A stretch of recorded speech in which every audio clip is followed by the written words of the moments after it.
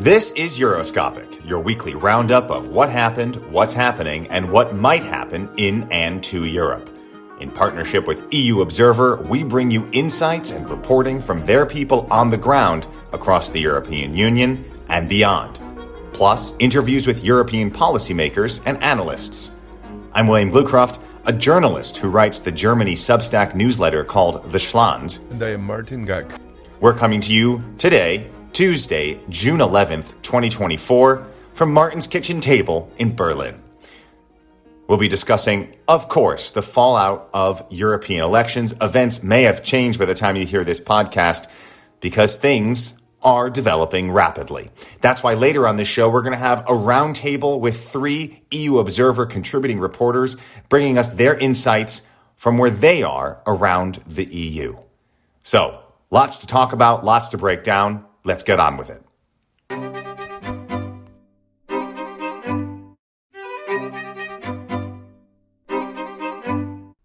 All right, so I guess this is an unusual episode. But a special one. A special one, mainly because it starts with cacio pepe. Tell us more about cacio pepe. I'm too full to even verbalize. So we should explain why that's the case, because we're finally sitting in the same room. Face to face. Face to face. I think only the first time in a year of I think so. podcasting. I mean, Which is pretty sad since we both live in the same city. That's true, but we're also very busy, intrepid journalists. We're very yes.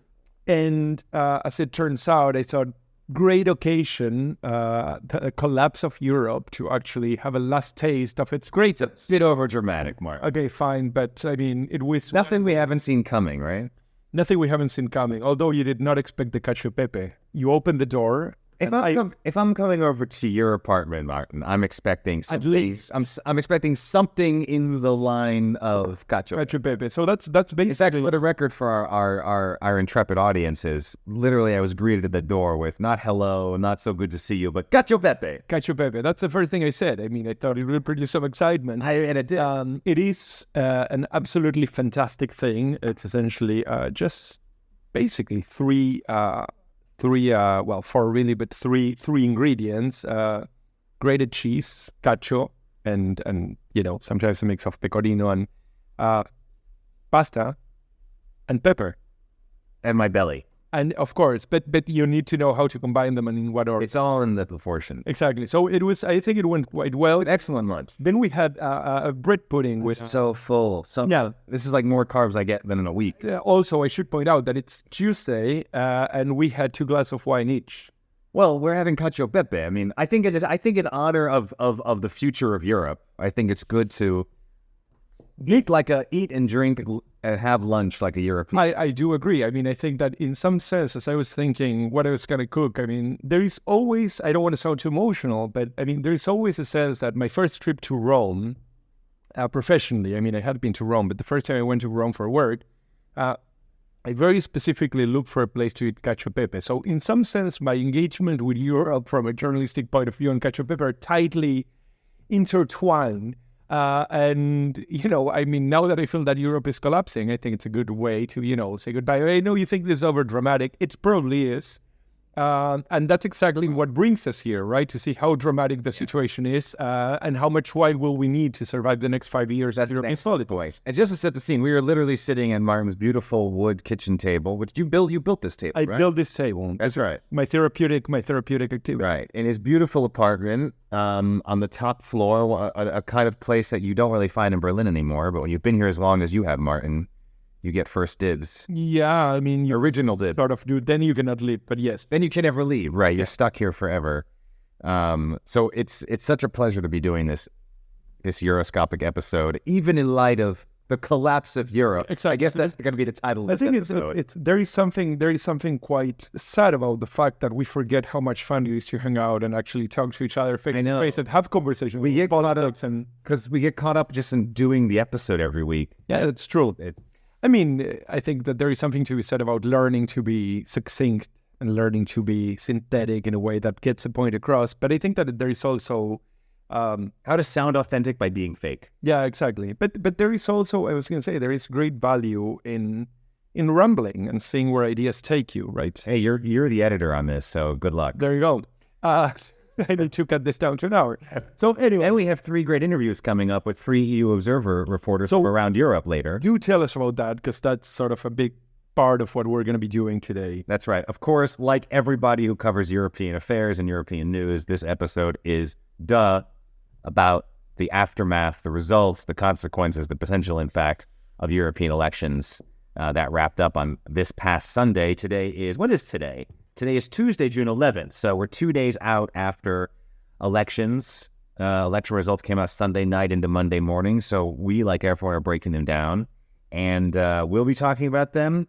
And we're going to be talking with, as I said, some EU Observer reporters who are based in France, in Italy, in Hungary, to see what's going on there. I mean, obviously, 3 huge countries important to the European Union. I mean, Hungary, as a matter of fact, large looming for a lot of reasons, but also since we are in Germany and we spend a lot of time looking at Germany, Germany will also be a large part of the conversation. Is that where we should start? I think we should start precisely there. So, do tell me, are you changing countries? Are you? Well, I can't be. I mean, the writing's been on the wall. We know. I mean, the polls are not wrong, right? We know this. We know that the AfD is strong. What I think surprised everybody was how well they did among younger people. But I look at it as not that people before the AfD, young people for the AfD, although I'm sure that's also the case, but more that young people are just completely disassociated, disenchanted, and disaffected with mainstream political establishment. Because actually, and I don't have the numbers right here in front of me, but I think something like 28% of the youth vote went to other parties, so small parties that really got not enough representation. And I would lump the AfD into that pool of parties, not necessarily that young people, 16 to 24, want to go to the far right. They're just looking for something else. Basically, the in-your-face political groupings, let's say, the ones that are going to really stick it to it. I think that's right. I mean, I was not surprised. I was not even disappointed. And I must say that I wasn't even particularly alarmed by the results. Many, many years ago, probably about 10 years ago, in conversations with Frauke Petri. Oh, remember her? Yeah. I saw her at a 4th of July fireworks, the official U.S. Embassy 4th of July fireworks party on Tempelhoferfeld in Berlin. She was, for whatever reason, invited to. This must have been almost a decade ago. I mean, that's what she was. I stood next to her while the red, white, and blue fireworks went off over Tempelhof. It's kind of remarkable. Very strange experience. This was actually the first wave of really far-right AfD. Before that, there was this sort of Euroscepticism, people like Luca and so on, that were essentially Eurosceptics of sorts, but they were conservative. They were FDP plus. They were the Free Democrat. CDU as well. Yeah. CDU as well. But what came afterward was just sort of a parade of Sarah Palin's, eating bratwurst. And what it was very strange about that conversation was that, my intuition back then was like, look, this is an Eastern German project. And the answer was consistently, by no means. By no means. This is not Eastern Germany. I think that now we have pretty much confirmation of that intuition, right? Yeah. I mean, the AfD does well in Hessen, for example. It's strong in other parts of former West Germany. Bavaria doesn't really count because they have their own flavor of sort of populist and far-right politics, so it's kind of a whole different story down there. But yeah, if you look at the map of Germany, the voting map, it is all black in the west of the center-right CDU and all blue in the former east. I mean, if you're an SPD, center-left person, or the Greens, it's a very sad reckoning. It is. I think that if you're at all concerned with German politics and history, you do feel like slapping people in the face who use the word reunification. Where the hell is the reunification? If there ever was one. If there ever was. No. But I mean, what we see here is in the stark contrast in the political intuitions on one side. I mean, I think that just to get it just to make the point or get the point across, I think that a lot of the vote for the Union, a lot of the point for the vote for the Conservatives in the West was also a reactionary vote. And young people voted for them as well. That was even more surprising to me for the AfD, because the CDU, both in reality in terms of the demographics and their image, is a very old party. I was actually quite surprised to see so many young people voting for the CDU? So I think that here is my general reading. And I mean, this is the one that I cast for the entire state of politics in Germany. You will forgive me for being very, very reductive here. But I think the point I want to get across is that I essentially blame all of this, not on Merkel, though she bears certainly a large part, but on Schäuble. Schäuble, as far as I'm concerned, is the father, the dead father now, of all this political disaster. But Merkel did, give the stamp of approval. Merkel, He was her absolutely. He was her finance minister in the Euro crisis. Absolutely. I mean, I think that it's even worse than that, because I think that the current Europe, the von der Leyen Europe, which is the present that Macron gave Merkel, not by giving her minion somebody, but by sort of getting von der Leyen away from Berlin, which I think that surely Merkel was very grateful for. I think that Merkel absolutely looms large over this entire disaster across the region. But I think that specifically in terms of Germany, the true political catastrophe does not come from migration, does not come from, a shift in cultural paradigms. None of that I think is true. I really do still believe that it is the economy, stupid, that what we have is disinvestment. We had austerity. We had austerity in places where austerity was not hugely felt, let's say Hessen. But then we had austerity in places which could absolutely not afford any kind of austerity, and that is the entire Eastern Bloc of Germany. So to a very, very large degree... Which, let's remember, that predates the that comes after 20, 30 years of closing down industries, people losing jobs, brain drain after the wall fell, and the so-called reunification happened. So I think that this is actually a very important part of the story, which is that West Germany really did suck the juices out of East Germany. And for many reasons, obviously, people wanted to leave. People wanted to go to places but where they would have better futures. But at the same time, it's also true that, this sense of like, we won, we're going to screw you over, became sort of, I think it was... We're going to screw you over, convince you that you like it. That you like it, absolutely. Yeah. So remember, the East did vote for the CDU in their first... That absolutely true. But I think that that's also the sort of... I mean, you see it to some degree in the German approach to American politics, right? It's complete crap, but somehow, it punishes very often Germany and it punishes Europe, but somehow these are still the people that save us. And I think that to some degree, there were a lot of people in the DDR that saw West Germany as the salvation of the soul of the German citizen that was living under the Honecker and East German communism. What I wanted to say, though, and I promise I will stop at that, is really the fact that I think that form of disinvestment, that sort of reduction of services, reduction of the state, leaving vast sections of East Germany to places where the asphalt and the lighting no longer works, essentially left the field to somebody that ended up taking the shape of the AfD, but could have been anything along those same lines. Yeah. The resentment starts to become a bit clearer, the sense of resentment, whether it's factual and empirical or not, or just felt. And politics are as much about feeling as they are about any kind of empirical thing. Impression. I mean, yeah. And to me, to your point, I see this. This is not in Germany, the AfD, or more broadly in Europe, the far right or the populist forces. It's not their win. This is a loss of centrists. This is their loss. Hands down. I mean, hands down.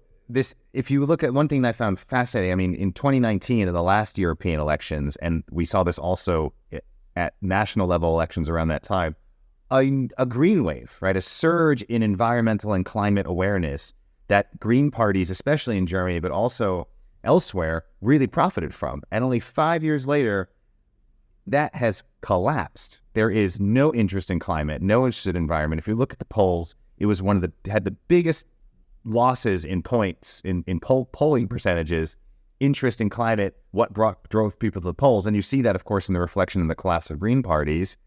And that's not, and it's very easy for people like Robert Habeck to say, well, there's no public interest. Well, that's because there's no leadership. There's been zero leadership. The Green Party, especially in Germany, has completely forsaken their green agenda. I mean, I would say that there is most certainly a complete lack of leadership. I mean, I think that the Greens in Germany are essentially useless. And I think, again, I mentioned this before, but to me, the one of the loveliest or most miserable demonstration of this was Chemos Amir in the aftermath of the Russian invasion of Ukraine, standing on stage and saying that, not eating meat would be a great contribution against Putin. I mean, this is an actual quote, right? Well, that way there'd be more meat available for Putin, and that was bad for him, so we'll slowly kill him. Yeah, exactly. Just a cholesterol overload into over 20-year period will make him eventually leave Ukraine. I think that this is true, but I think that what you also have is that in a state of affluence, and I think that Germany under Merkel was clearly affluent, even though the erosion was already underway, people could worry about trees, wind, solar panels, and whales. And nukes, nuclear power. Yeah, nuclear power. About Germany's technology with nuclear power. I mean, but the problem is that when you're no longer an affluent country and you really have needs, the thing that you begin to see is that you no longer care about clean energy. You just care about energy. Mm. You just care about having electricity and having heat to keep your children warm at night.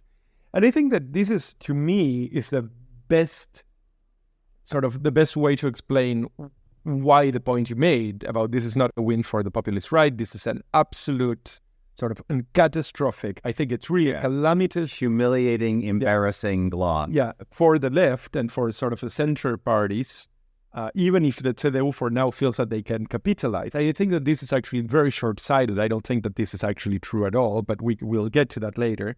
But I think that what actually happens here is that you have parties that are absolutely divorced from the actual life of people in the day-to-day.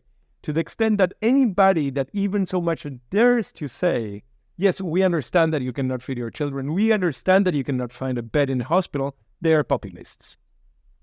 And this shows the absolute political incompetence of these people, right? And arrogance. And arrogance. I mean, arrogance in the sense that, they seem to be convinced that everywhere in Europe is Prenzlauer Berg, or everywhere in Europe is Le Marais in Paris, or everywhere in Europe is Luxembourg in Brussels. It is simply not. I mean, Martin, you live in this beautiful apartment, but I think you're aware that most people don't have the fortune.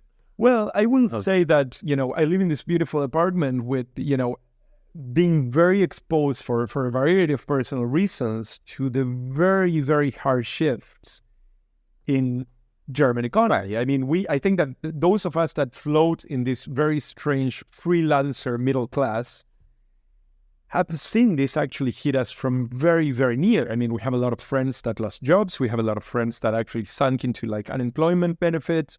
So obviously this is something that, it's not foreign to us. I mean, there is a sense that it's not only the fact that, now you're buying. I think that for many people this sounds completely stupid, but I like to call it the Dona index, or if you prefer, the paprika index. For those Americans listening to us, the bell pepper index.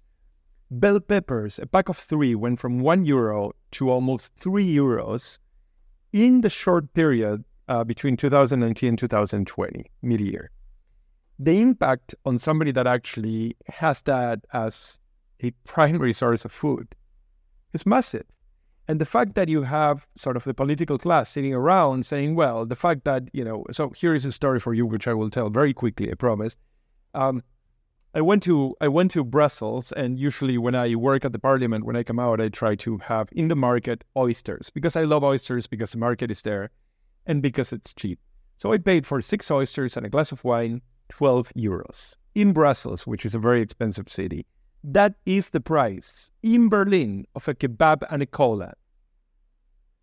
Which is clearly qualitatively better than mussels and wine in Brussels. We can absolutely agree that oysters and wine will never make it up to the level of Dona, but I think that it is worth pointing out that this complete breakdown in pricing structure, for people that usually consume donuts, which are like workers that consume kebabs, workers, students, people. I was going to say drunk university students. Drunk university students, party goers as well, but essentially people that might have high loads of necessity but very low loads of assets. So these people have been left essentially out in the open. And you listen to like Scholz talk about Dona, because he was asked many times about kebabs, believe it or not. And he says, well, young people ask me about this as a dismissal, but this is the market taking. It's like, for fuck's sake. I mean, you belong to the center left. One of your main responsibilities is to show that you have an empathic understanding of people that actually have high loads of necessity and low loads of assets. And they don't. Yeah. And they just don't. And they don't for Berlin. They most certainly don't for East Germany. Yeah. I mean, to your point, I was thinking about, okay, we talk about this bulwark or the firewall against the far right, but what's on the other side of the firewall that is attracting people to stay on that side? Speaking specifically from a German context, but I think this applies broadly speaking to many corners of the EU and political developments in member states all around the EU. You have the center right that speaks the language of the far right. You have the center left that speaks the language of deportation. You have the Greens that have completely abandoned their green environmental or climate agenda. You have the left that talks about peace, but uses that as a kind of double speak for kind of giving up Ukraine for Russia. So of the main parties out of any corner of the political spectrum, what are people's alternatives? Who are people voting for? So this sense of disenchantment or being fed up with the political establishment is very understandable.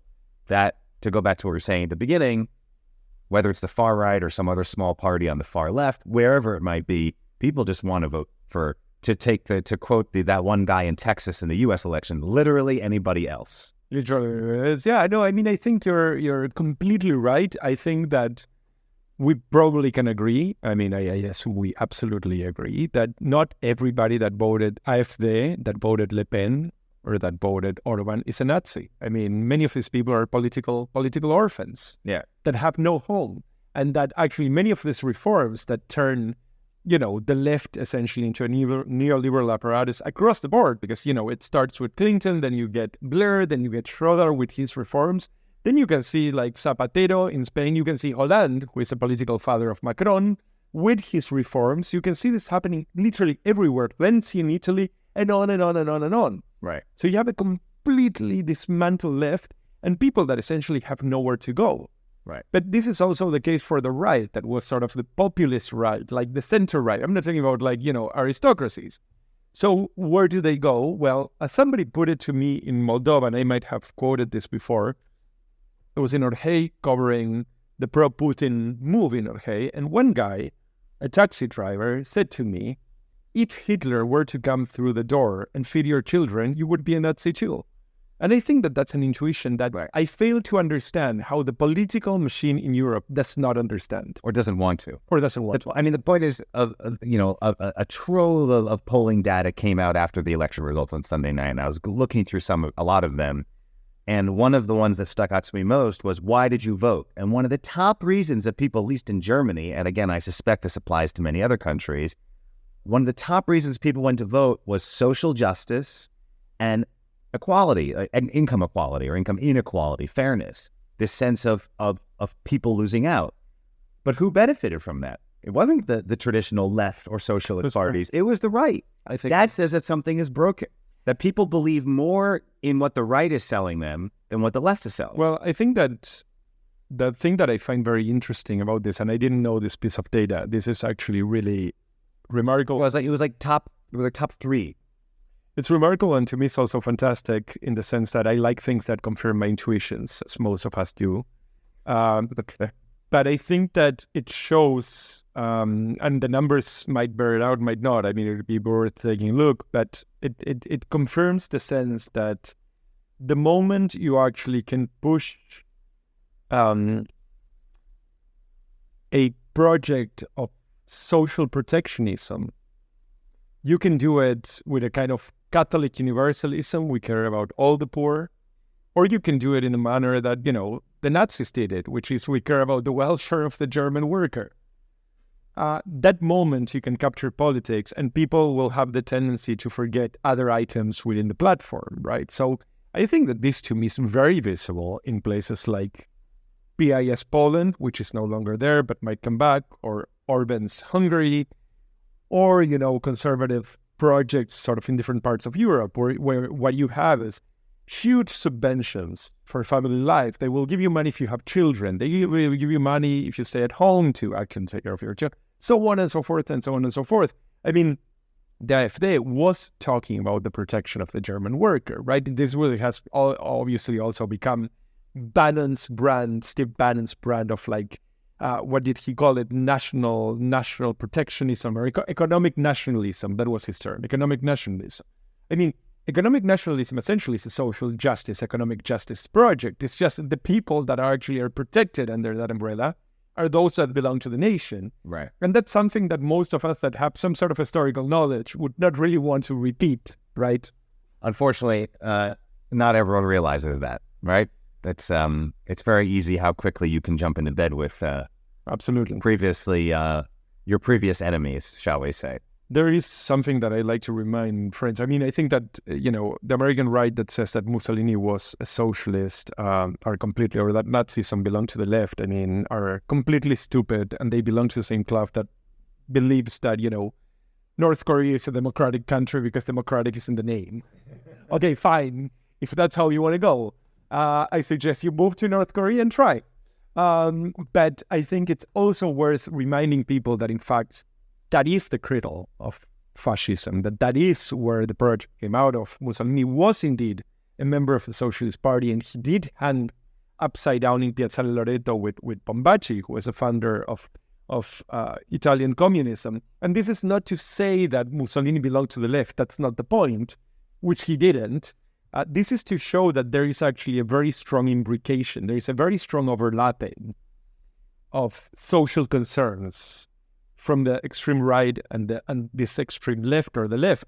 And, the point is nobody needs to be honest about their concerns. It's not that they really give a crap about workers. It's just that they understand that there is actually a political niche that has been left, essentially vacated by career politicians that can no longer actually take care of it.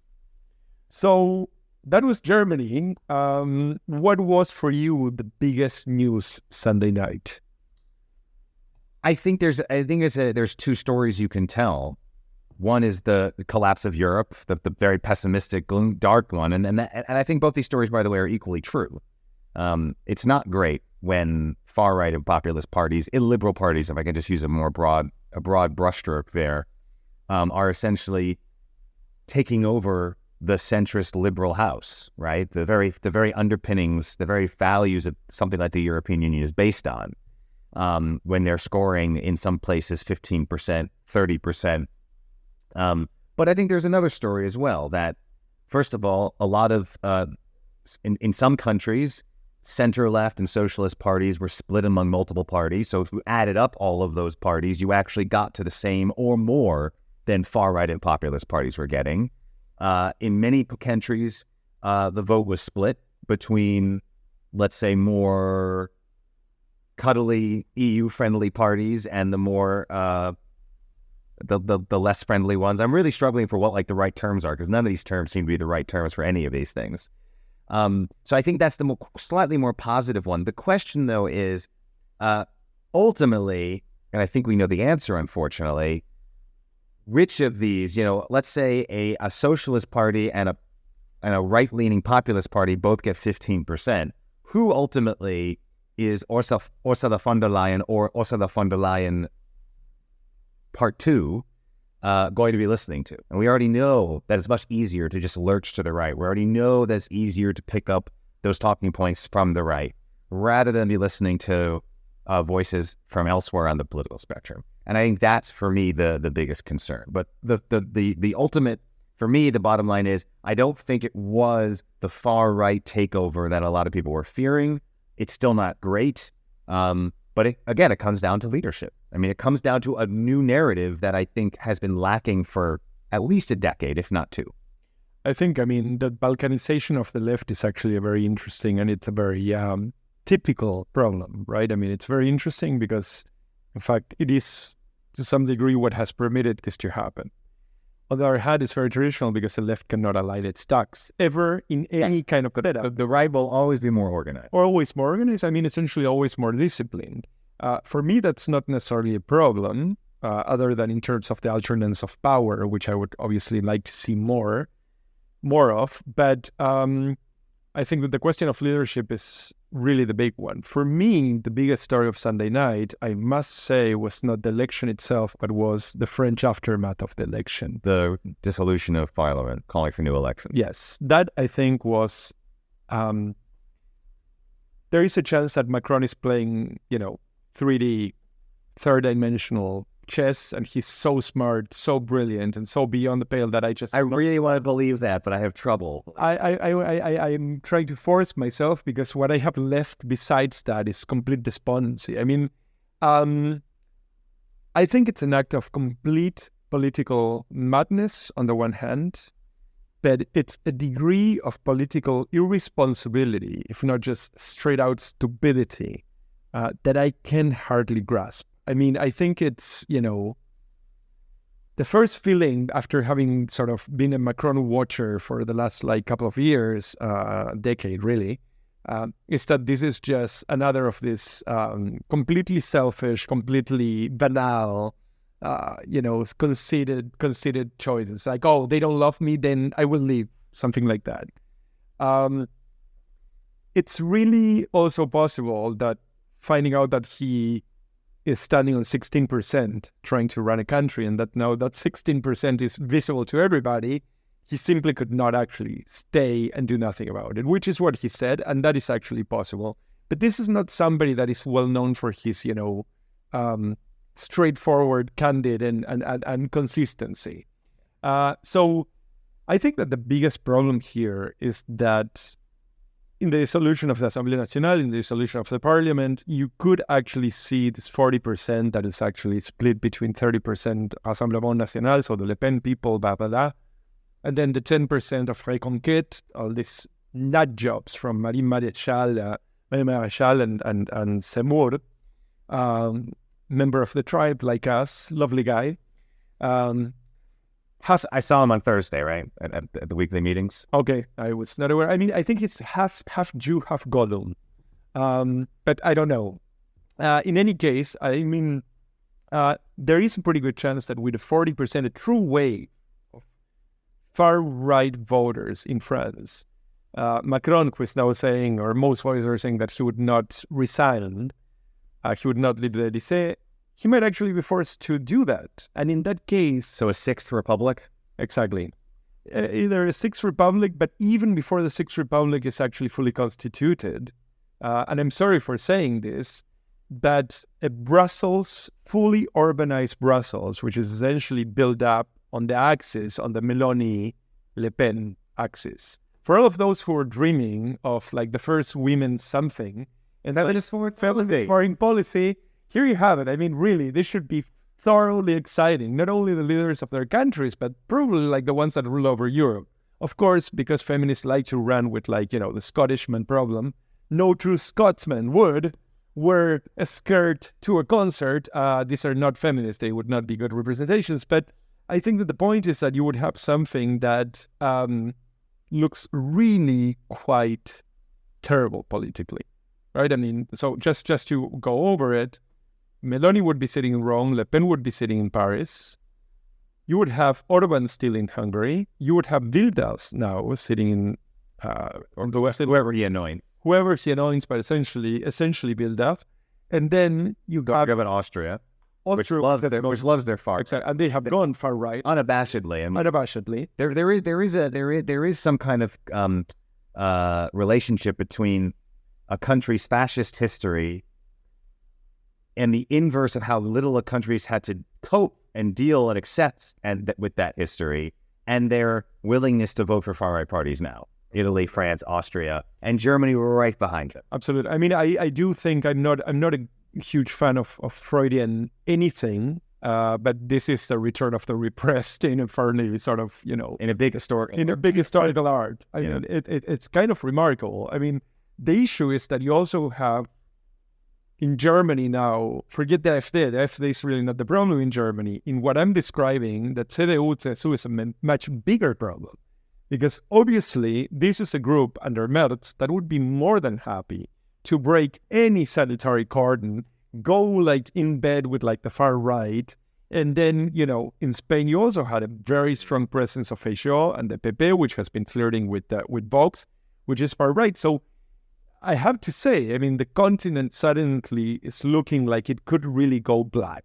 Yeah. Well, let me add one more thing because, I love blaming the victim. So I don't think it's, in a German context, the CDU's problem. Good for the CDU for taking a strong center-right position. They're a center-right party taking a strong center-right position. Where's the SPD? Yeah.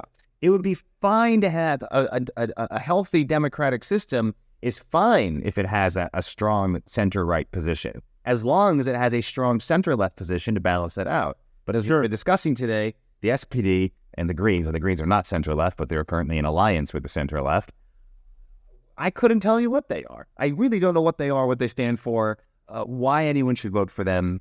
It really is a mystery, whereas at least Friedrich Merz, you might hate him, and a lot of people do, but at least he has a position. You know where he stands. You're absolutely right. This is also another very interesting thing that is happening right now that sort of emerges from this election, which is with 16% in France, not only stands Macron, but very close to him, like maybe 14 or something like that, is the formerly defunct Socialist Party with Glucksmann. So Glucksmann now looks like a serious contender.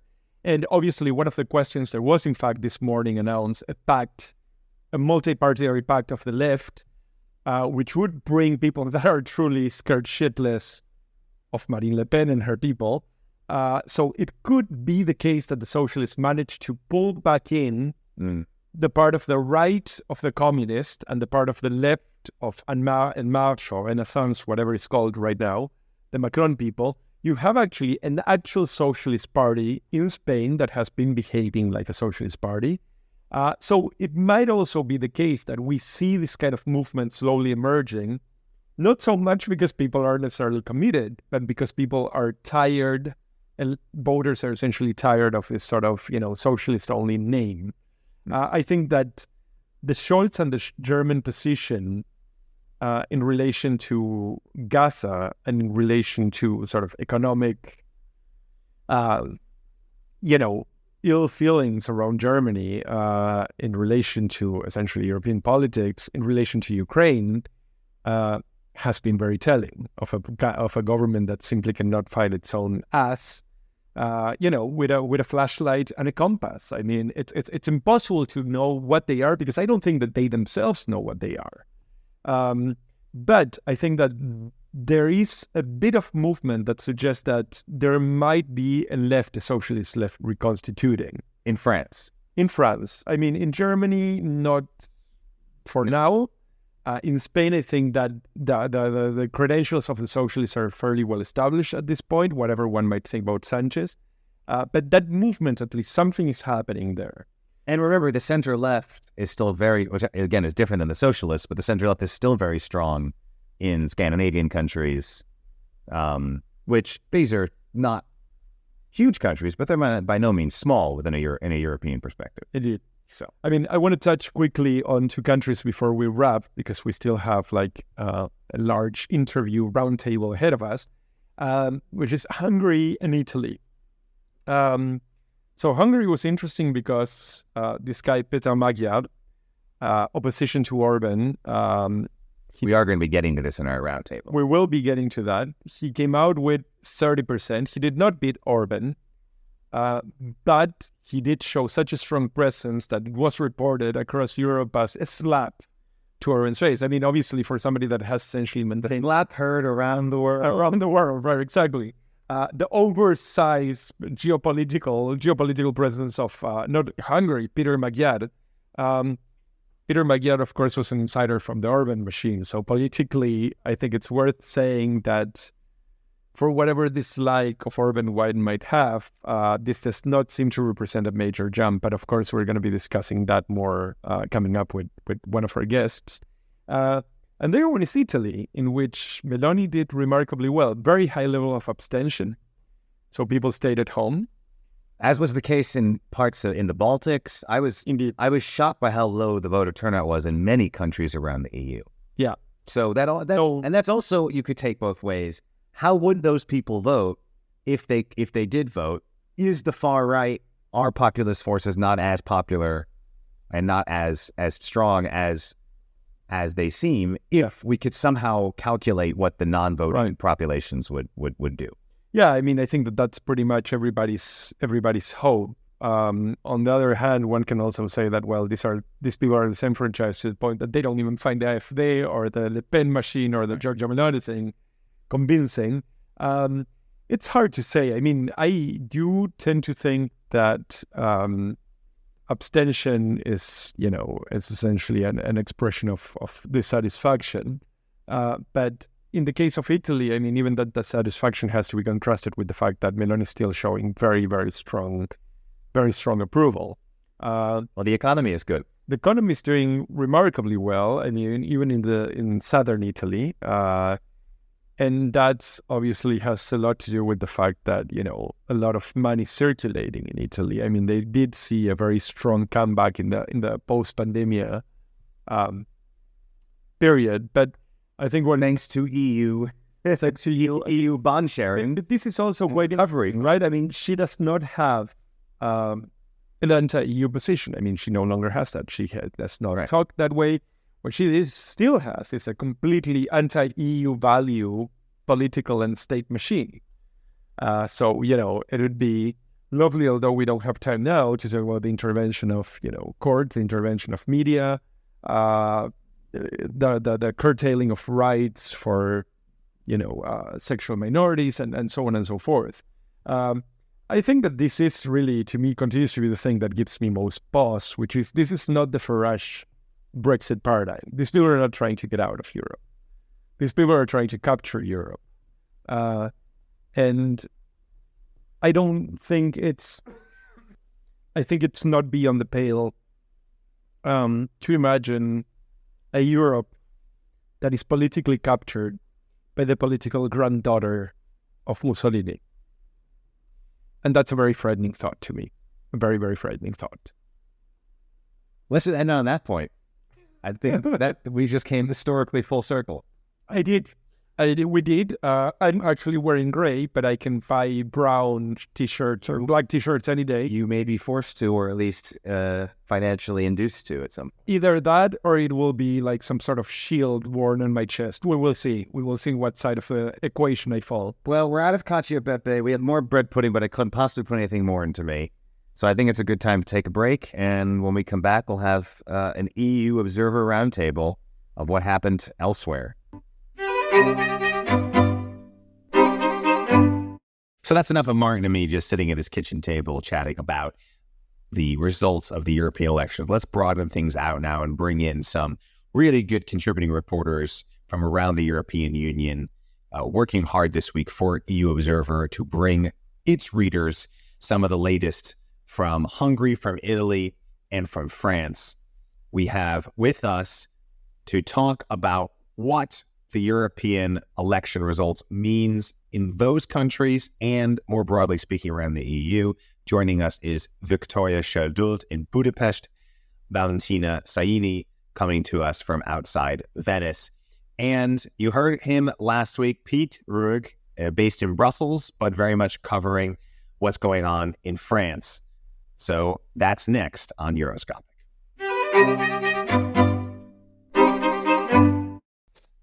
Okay, Victoria, Valentina, welcome to Euroscopic. We're all running on a tight schedule on this very busy week, so let's get right to some of your questions. Victoria, you're in Budapest. Valentina, you are outside Venice. Let's start in Hungary, then go to Italy.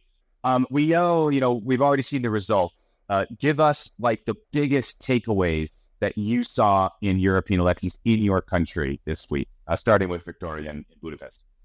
The biggest takeaway of the Hungarian election was the percentage that the government party Fidesz got, because this is actually their worst result in 20 years since we joined the EU. It's still, of course, very good, and they managed to gather like 2 million people to vote for them.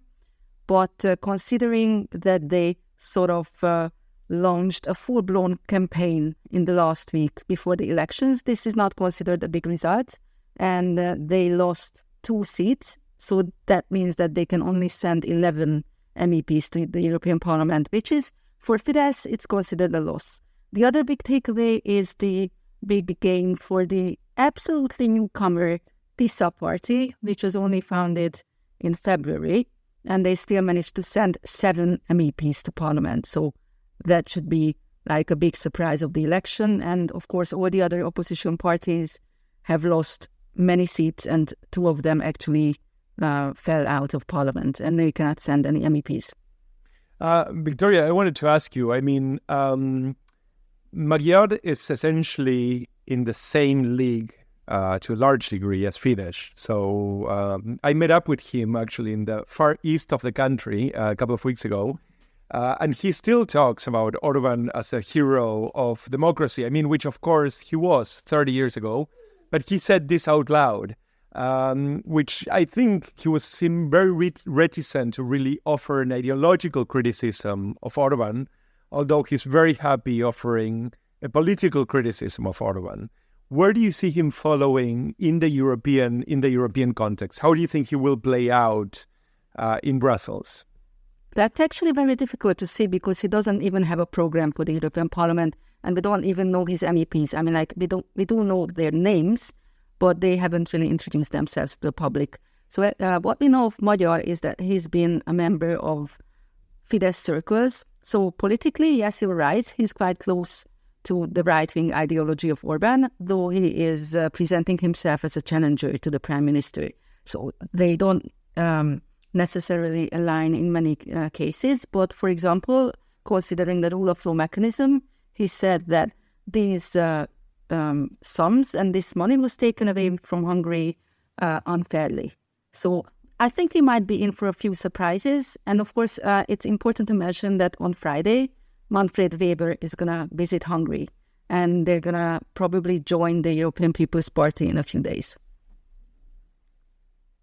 All right, moving over to Italy real quick. Just a quick wrap, Valentino. What were your big insights this week looking at the results there? Well,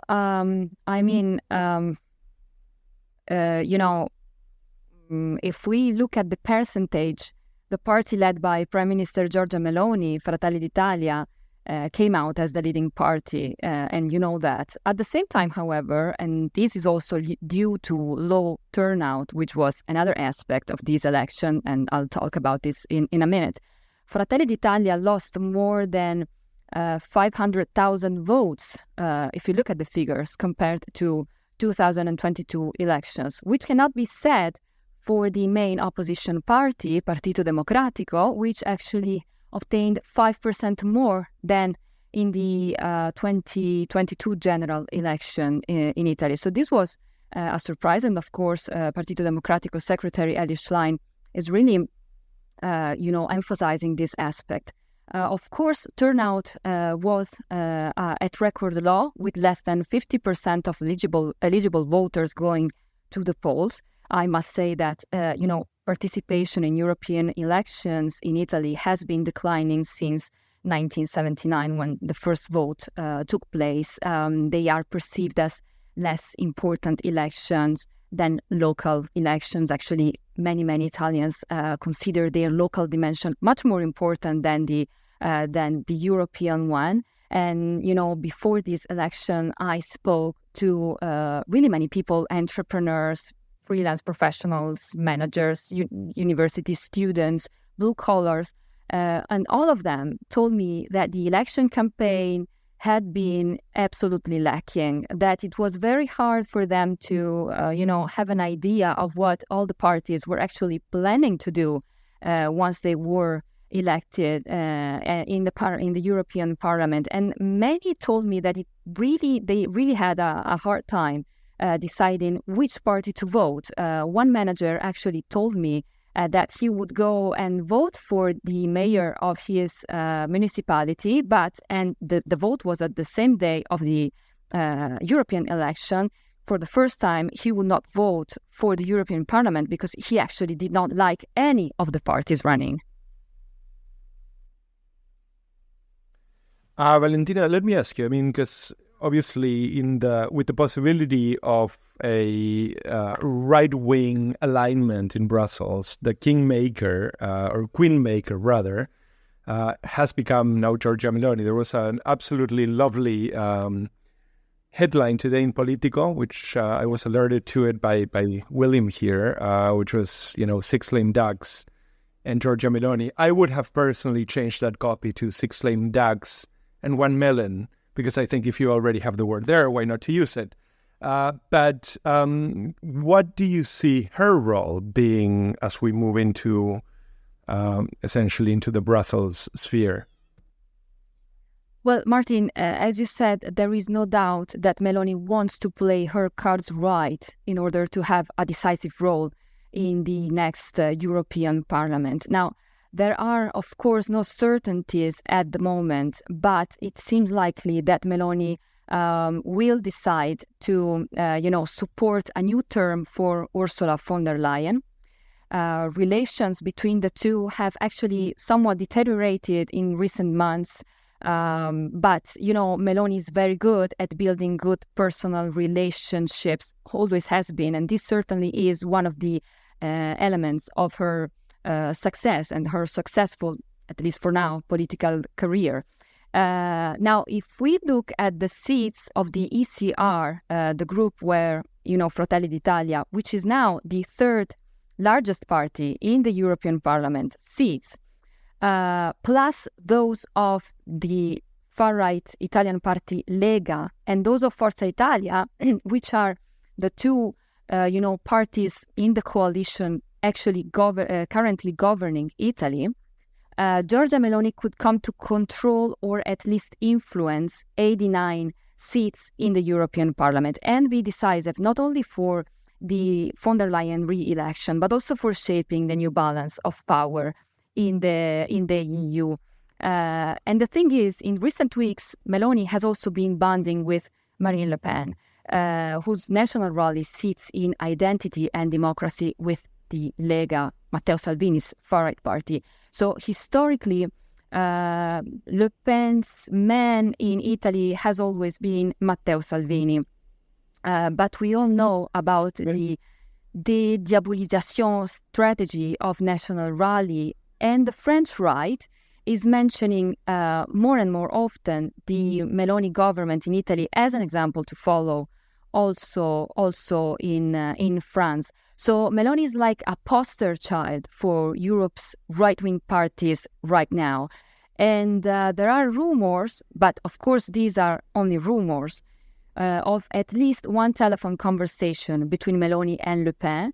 And even, about a meeting between, say, ambassadors of Fratelli d'Italia and Identity and Democracy regarding a possible draft of agreement. These are only rumors, of course. But what is sure is that, if these two forces, Fratelli d'Italia with Meloni on one side and Rassemblement National with Le Pen on the other, join in a way, maybe on just punctual issues, that could be an actual force in the European Parliament.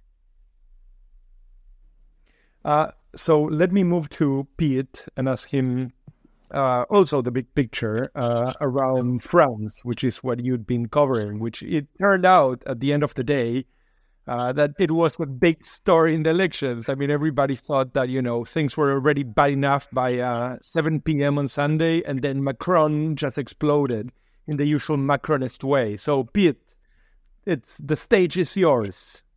Yeah, it was quite funny because I was in a hemicycle with other journalists at that point covering the elections, and it was really a ripple that went through the hemicycle at that point. Everybody was like, "What on earth did he do?" So yeah, I mean, as I'm sure you know, the Macron moved to respond to defeat by immediately going on the offensive and dissolving the National Assembly in France to call parliamentary elections. And I think everybody in the last few days has been trying to piece together what his reasoning is, whether this is an insane wager or whether it's actually a really good idea. It's definitely him trying to take the initiative, but it's been really interesting. The 16 days until the elections, and in 3 days, shit has completely hit the fan. Sorry for the profanity. Excuse my French, I should say. And I mean, because what happened basically is that immediately, because of the 2-round French system, you really want to have electoral alliances, and you saw immediately 2 blocs forming on the right, because I think generally the thinking was that maybe Macron is trying to make use of the fact that left and right are quite divided. But then immediately you started to see electoral alliances forming and electoral alliance breaking. Well, on the left, it seems that they kind of managed. Glucksmann seemed to be, so the Social Democrat, one of the Social Democrats candidates seemed to be slightly less keen. But on the right is where the real, what we're seeing right now is what people have seen. It's the end. People have been saying it's the end of Gaullism and the end of the centre right in France. Because what happened is that the president of the party, Eric Ciotti, announced that he would be interested in forming an electoral alliance with the far right, with Marine Le Pen's Rassemblement National, and then basically the entirety of the more centrist faction of the centre right imploded. There were scenes like Eric Ciotti was basically voted, all the big figureheads of Les Républicains tried to remove him from office. He refused to. He locked himself into the party headquarters. There was all sorts of French drama. It was it's been all over the internet. It's been quite funny. So he locked himself into the party headquarters to prevent other party members from basically voting to remove him from the presidency. So then they went to a nearby museum to vote him out instead. So it's been drama all over the place in France. Yeah, it sounds like a very French response to an election, if I could be so broad about it. Victoria, back to you. You mentioned that it was the worst showing for Fidesz, basically, 20, 25 years, whatever. Why is that? What were voters responding to? What were they turned on about, or what were they turned off about when it came to election issues? That's a very interesting question, because what you have to know about Fidesz, that they have a very solid core basis of voters, and that is around 2 million people who would vote for Fidesz whatever happens. And they actually managed to take these people to the polls on Sunday. Also, it's very important to mention that on Sunday, it was not only European parliamentary elections in Hungary, but also the municipal elections. And that's why they had, the third biggest turnout in the European Union, 57%, which is absolute record-breaking for Hungary. So back to Orbán, he probably the campaign was basically concentrating on the Ukraine war, and Orbán presented himself as this peacemaker who would bring peace to Hungary, and if you voted for anyone else, that would mean war for the country, war for Hungary. So basically the slogans that you could see on billboards in the last few months was simply peace, with Orbán's head on the billboard. So that was a very core message, and you could see that they concentrated on these core voters that Fidesz has mainly in villages and smaller towns.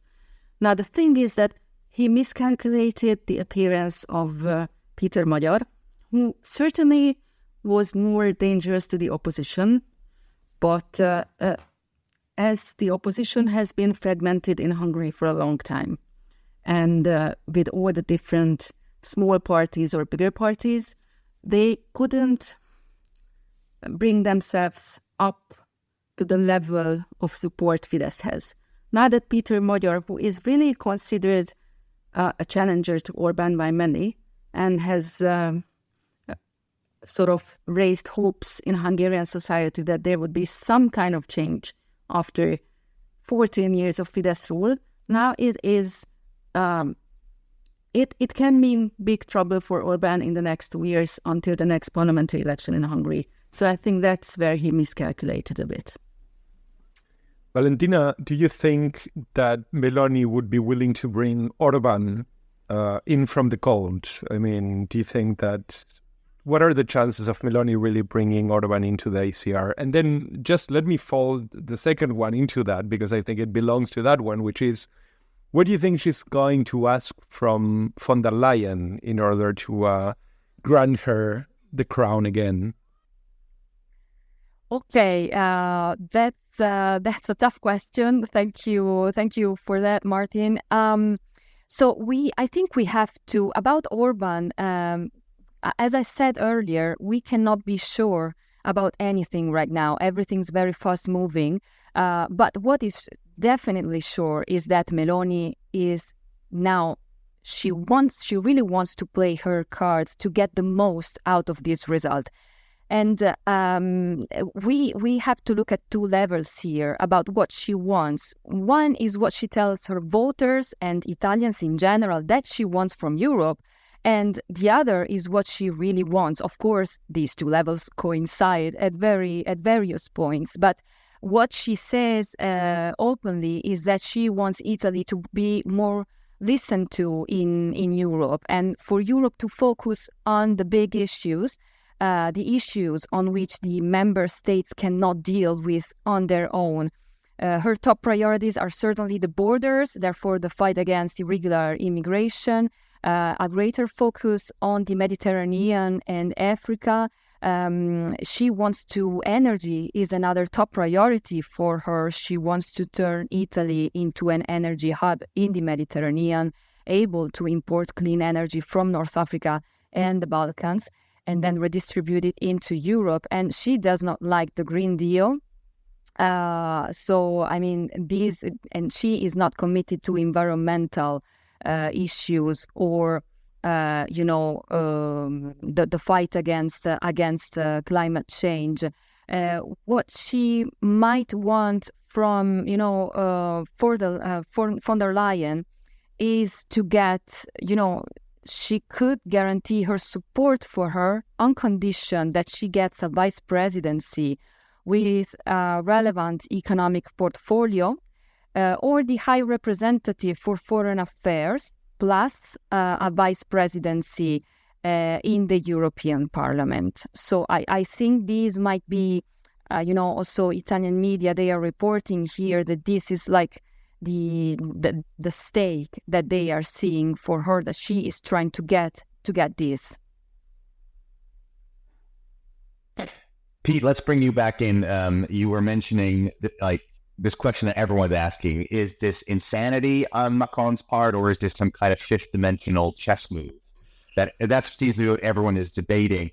What is Macron's what's his platform here? What is his argument to try to win back any of the voters he's lost, or all the voters that have gone to Marine Le Pen's party, without just adopting the language and the rhetoric and the policy points of the far right, like so many other centrist parties have done? Is there anything he can do to create some kind of alternative vision that brings people, so to speak, back into the liberal fold?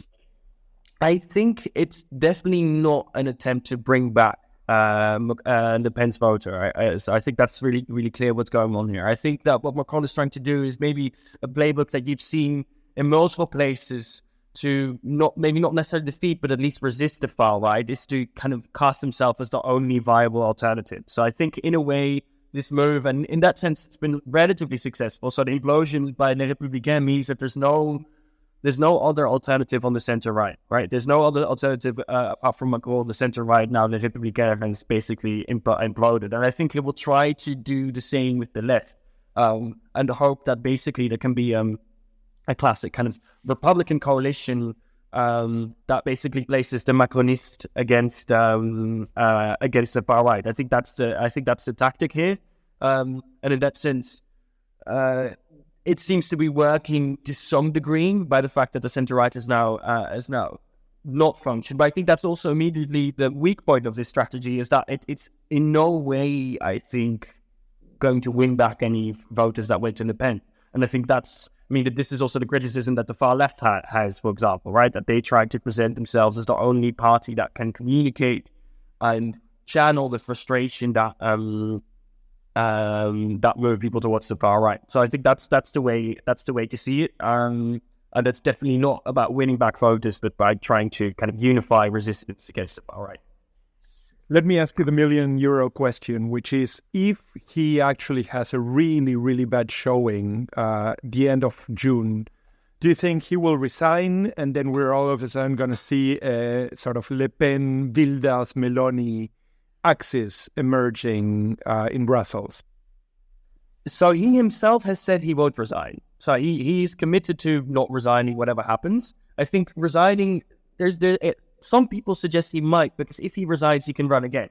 Because if he doesn't resign, he's made his second term and then he can't run again. So some people that on the more cynical perspective says, no, he's such an egomaniac, he's going to resign. and then run again in the hope that he might beat her this time as the only viable candidate. I think the other aspect is that what might happen, which I think is maybe also explains his move, is to say, well, he's going to stay on and he's basically going to bully the National Rally Prime Minister and going to bully any national rally government while he's still the president, right? Because as the president, he will still be the most powerful person in the executive. And I think maybe the gamble is that he can make them look bad for long enough until 2027 to basically derail their presidential campaign, which again is a really risky strategy. So if he loses, whatever happens, it's going to be tight. But I think he's going to stay on until 2027. I don't think he'll resign and run again. By way of a wrap-up, because we need to bring this to an end, although honestly I could keep on with this if I can uncork a bottle of wine for the next 5 or 6 hours. I mean, it's been crazy. The Chinese wish you not to live in boring times, and all I wanted for this year was a boring year. I didn't get it. But here, let's just say a note of hope, although I don't know if it's exactly what it is. Glucksmann in France, right? Kind of reviving suddenly the socialist. Schlein, as you said, Valentina in Italy. Perhaps Magyar in Hungary. Sanchez, fairly stable in Spain. As sort of a bit of a drop of the Wilders numbers in the Netherlands. And Poland somehow stable. And don't forget the Scandinavians. I mean, the Social Democrats have stayed pretty strong up there. Indeed. So I leave the floor to you in whatever order you guys want to talk. I mean, do you see here a ray of hope? What do you think we have ahead? Well, I think one thing that's hopeful about France is that absurdly, it seems to be despite Glucksmann's comments about making certain difficult conditions for the rest of the left, I think surprisingly, it seems like the French left is the most united faction in French politics, which, when does that ever happen? So I think that there is, let's see, right? It's still early days. Everything could still go wrong. But I think the fact that there is a degree of seriousness among the hard left and the center left about the danger that they're facing and a willingness to work together on that, I think that's quite a hopeful sign. And maybe, everything can still happen. So I think that's definitely a ray of light to be seen there.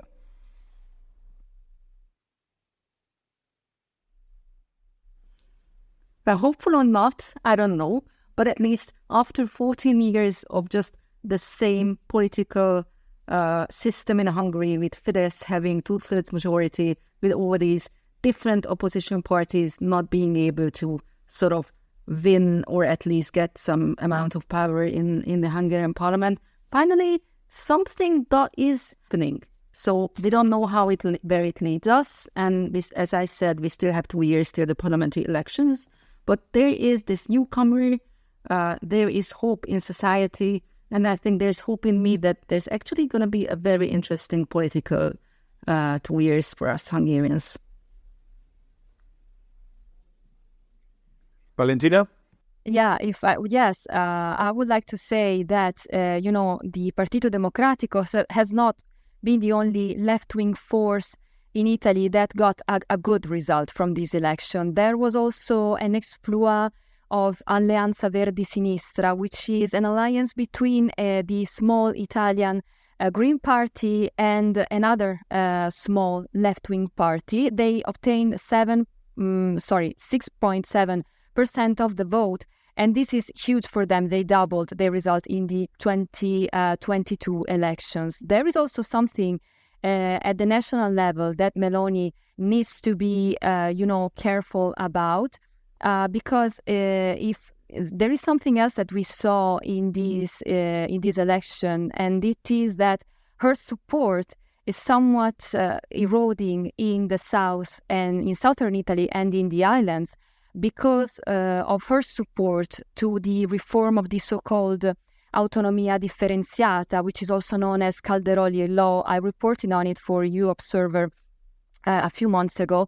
This is a reform of the powers of the regions into which Italy is divided, which, according to the almost unanimous opinion of experts, academics, but also bodies such as the Bank of Italy and the European Commission itself, It could increase Italy's public debt, which is already a problem as it is, and widen the socio-economic gap between northern and southern Italy. So this is something that the opposition, the Democratic Party, but also the other left-wing parties, they have promised to really fight really hard against at the national level. And this is an arena that Meloni is going to be very careful about, I think. All right. Well, as Martin said, we could and we really should just keep on going here, but we all have much more coverage to do. And I know we've got votes to still be counting and wine to drink, both on and off air. So we're adding kids to take care of as Martin very much is doing double duty today. So I want to thank you for your time. Hopefully we can have more of this as there are more developments over the course of the summer and into the fall as the next European Parliament and Commission gets settled. Obviously, this is only the beginning of a much larger conversation. So Victoria Sheldon in Budapest, Valentina Saini outside Venice. And Pete, where are you? Pete Root, where are you right now? I'm in Brussels. I'm actually at the EU Observer office at the moment. Okay, in Brussels, but very much covering with eye to France. Thank you to you three very much for jumping in. And we'll talk to you soon.